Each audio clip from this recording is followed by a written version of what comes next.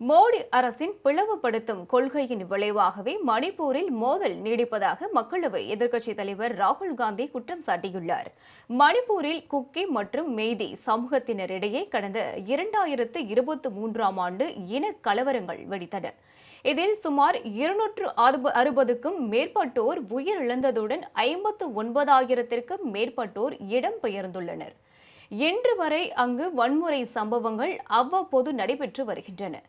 இது தொடர்பாக மக்களவை எதிர்க்கட்சித் தலைவர் ராகுல் காந்தி வெளியிட்டுள்ள எக்ஸ் தள பதிவில் மணிப்பூர் பல ஆண்டுகளாக எரிந்து வருவதாக குறிப்பிட்டுள்ளார். இரட்டை எஞ்சின் அரசு குடியரசுத் தலைவர் ஆட்சி இருந்த போதிலும் மாநிலத்தில் மோதல் போக்கு தீவிரமடைந்து கொண்டிருப்பதாக குற்றம் சாட்டியுள்ளார். இந்த மோதலில் ஆயிரக்கணக்கானோர் பலியாகியுள்ளதாகவும் எண்ணற்ற குடும்பங்கள் அழிந்துவிட்டதாகவும் தெரிவித்துள்ள ராகுல் காந்தி, கற்பனை கூட செய்ய முடியாத வேதனையை மணிப்பூர் அனுபவித்து வருவதாக வேதனை தெரிவித்துள்ளார். மதம், சாதி, மொழி, பிராந்தியம், அடையாளம் ஆகியவற்றின் பெயரில் மக்களை பிளவுபடுத்தும் மோடி அரசின் பிளவுபடுத்தும் கொள்கையின் விளைவாகவே இந்த மோதல் நீடிப்பதாக குற்றம் சாட்டியுள்ளார். மணிப்பூர் குறித்து ஏதேனும் 2 அனுதாப வார்த்தைகளாவது பிரதமரிடமிருந்து வேண்டும் என்ற நம்பிக்கை இன்று முற்றிலும் மறைந்துவிட்டதாக தெரிவித்துள்ளார்.